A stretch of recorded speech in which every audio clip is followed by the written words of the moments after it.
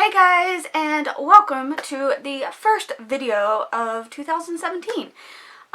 This video is long overdue, but if you guys watch my vlogs, there's a vlog going up kind of explaining where I've been.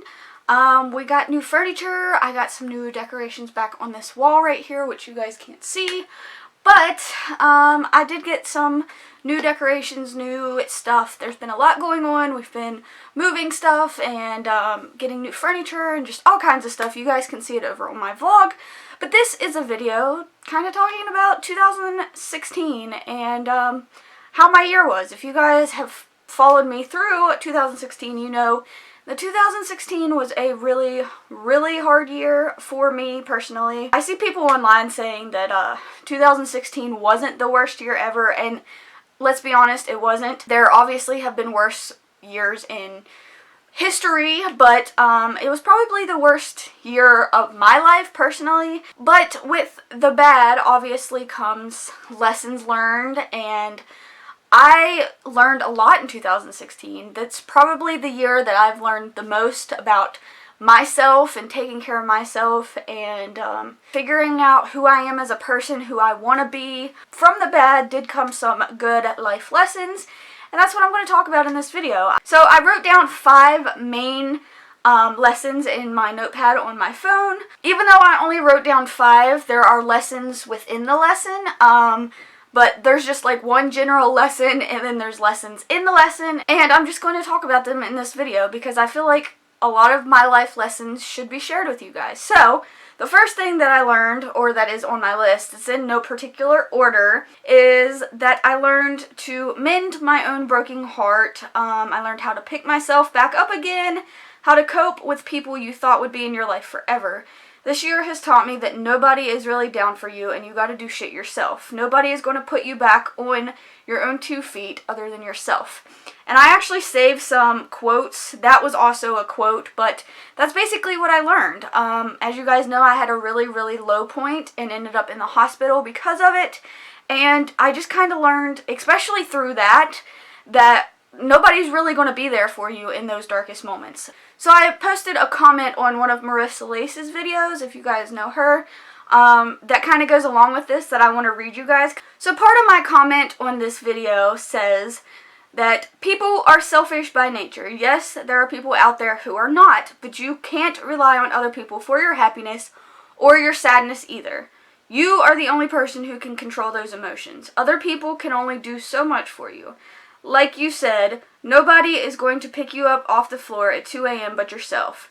Nobody has your best interest quite like you do. Other people can be there to help, but ultimately you have to be the one who can pick yourself back up again, because there will come a time when nobody else will be willing to help you do it.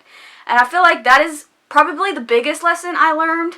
All my life I've been kind of a loner. I've been used to being alone, but at the same time I had to learn how to be my own best friend. I am the type of person who like to talk about my feelings a lot, and sometimes it happens to complete strangers, and also just the wrong people. I wear my heart on my sleeve is what I'm saying, and I kind of learned to take back a little bit of that and to kind of keep more things to myself, and also learn to fix things on my own instead of trying to rely on somebody else to help me.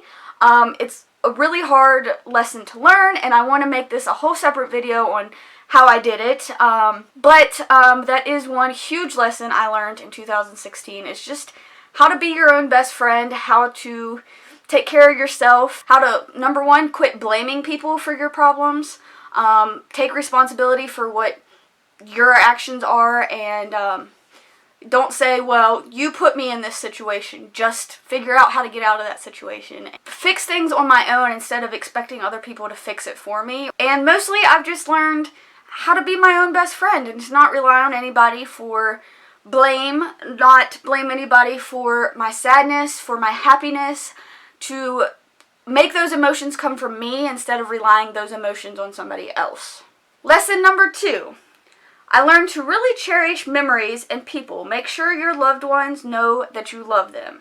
Live in the moment and enjoy the time with your friends and family. Don't take life for granted. Now this seems like such a cliche kind of lesson to learn, but it really hit me hard. I lost a whole lot of people in 2016. My friend John, I was with him on 4th of July, and he passed away like 2 weeks later, and it just blew my mind. Like, you never know it's the last moment with them. You never would imagine that that would be the last time you see this person. And also, with that lesson, I saved a quote to my phone, and I will insert these at the end so you guys can read all the quotes. But this quote that I found says, "Say it before you run out of time. Say it before it's too late. Say what you're feeling. Waiting is a mistake." And that is 100% the truest thing I have ever heard. It is so true. Just say how you feel. Tell people that you love them and tell them exactly how you feel. Just don't leave anything unsaid, because you never know when you won't get to say those things anymore. And that is a huge lesson that I learned this year. It has really blown my mind that the last moments with these people are the last moments, because it was so unexpected, and that's how death and life, and you know, that's how it goes. So basically, just live every moment like it's your last.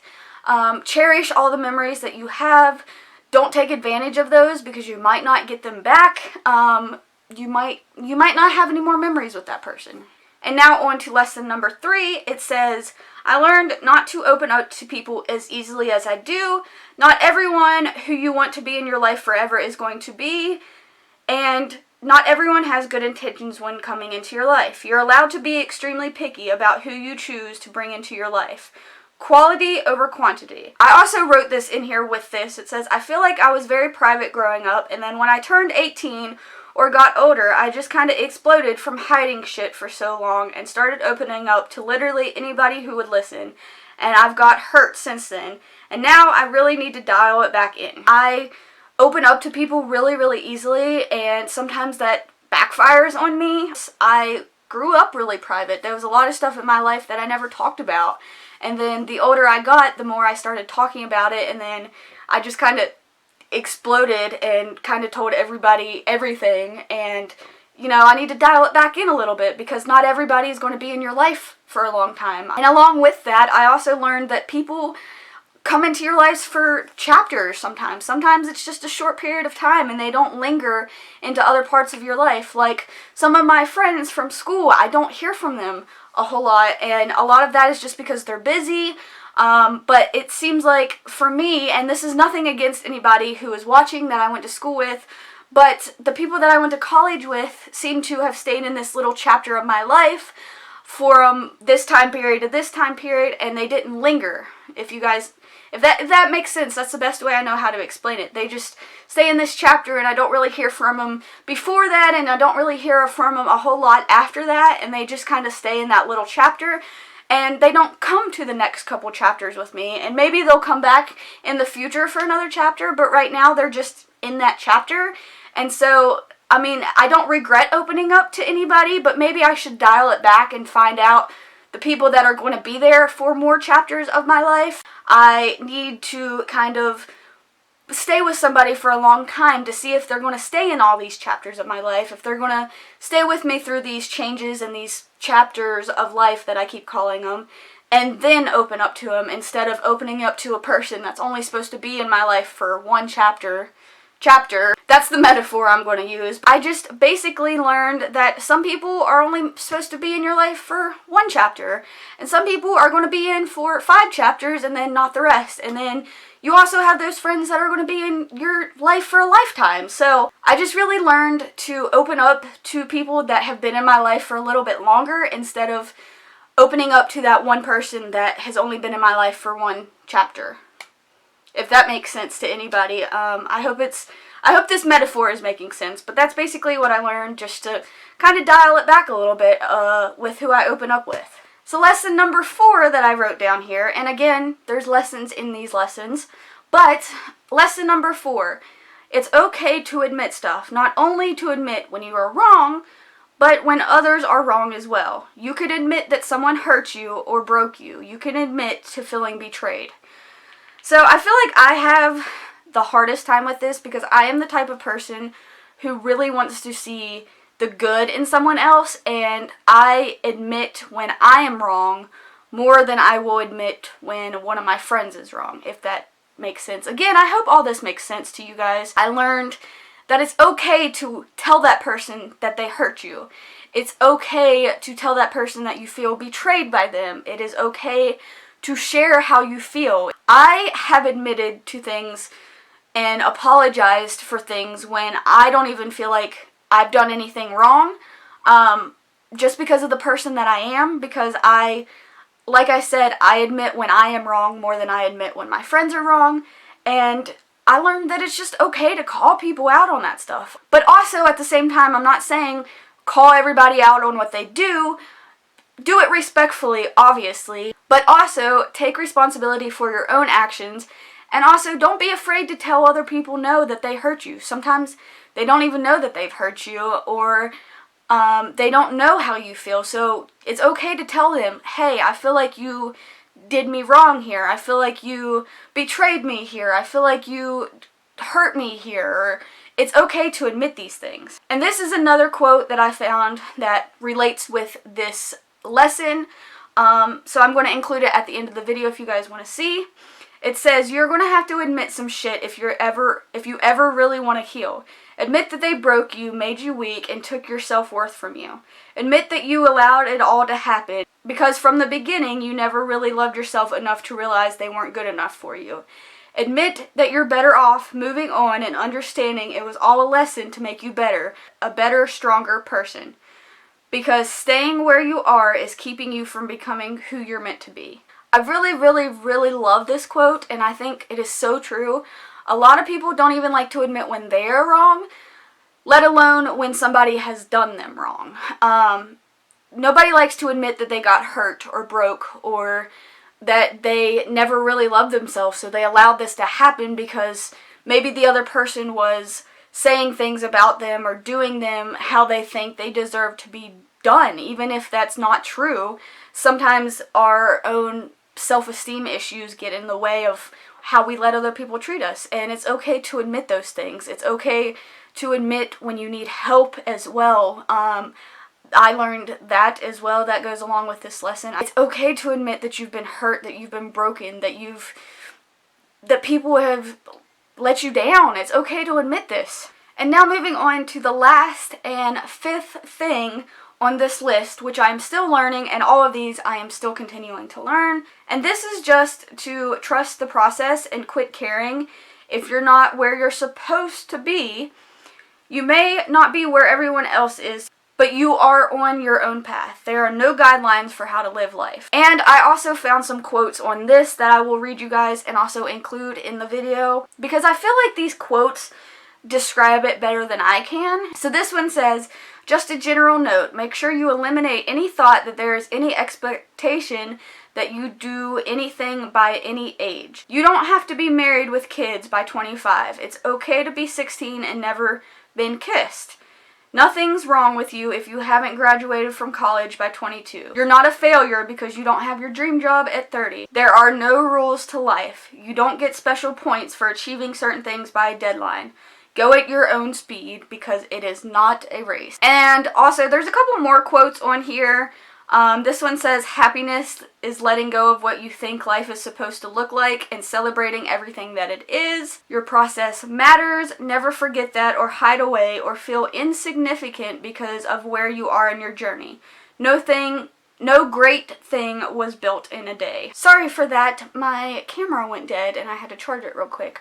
But going along with that lesson, I just feel like it's so easy to compare our lives to other people and see people our age doing cool stuff, or seeing people that are the same age as you having their dream job, their dream house, a family, a baby, just all these great things. And sometimes it's easy to get discouraged, and it's easy to wonder why you're not in their situation and why you don't have the things that you're supposed to have at your age. And I just kind of learned to not expect things at a certain time. Everybody's journey in life is different.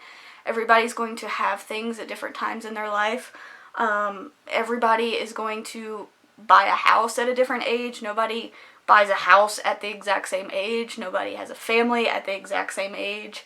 You know what I mean? Like, everybody has their own path, their own journey, and you just gotta stop expecting things out of life. You gotta stop with those expectations that, yeah, everybody has their dream job at 30, because that's not true, and you know, it's just not true. Or that everybody has a family at 30. There is no expectations. You're not supposed to be anywhere. You're supposed to be doing what you're doing. There's no supposed to be at this point in your life. There is no, you know, I'm supposed to be doing this, or I'm supposed to have a house at this age, or I'm supposed to have a family at this age. But there is none of that. There's no expectations. There's no guideline for how to live your life. You just get to live it however. So I feel like that's a thing that I'm continuing to learn, as are all these lessons. I learned them mostly in 2016, but I continue to learn more and more about these lessons every single day.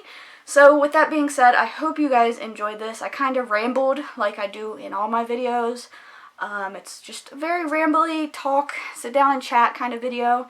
Just kind of talking to you guys like you're my friends, and I like these kind of videos. So I hope it wasn't too long for you guys. I hope you guys enjoyed this. I hope you guys can learn these lessons or continue to learn them, because I feel like you don't really learn a lesson once. You kind of continue to learn it and learn to put it into play.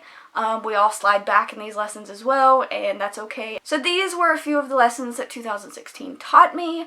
I hope you guys enjoyed it, and stay tuned for my next video, which will be my 2017 New Year's resolutions. I planned on filming these videos last week, but I've just been super busy, and so I'm going to film them a little late, but they will be up soon, and I will see you guys in my next video. Bye guys!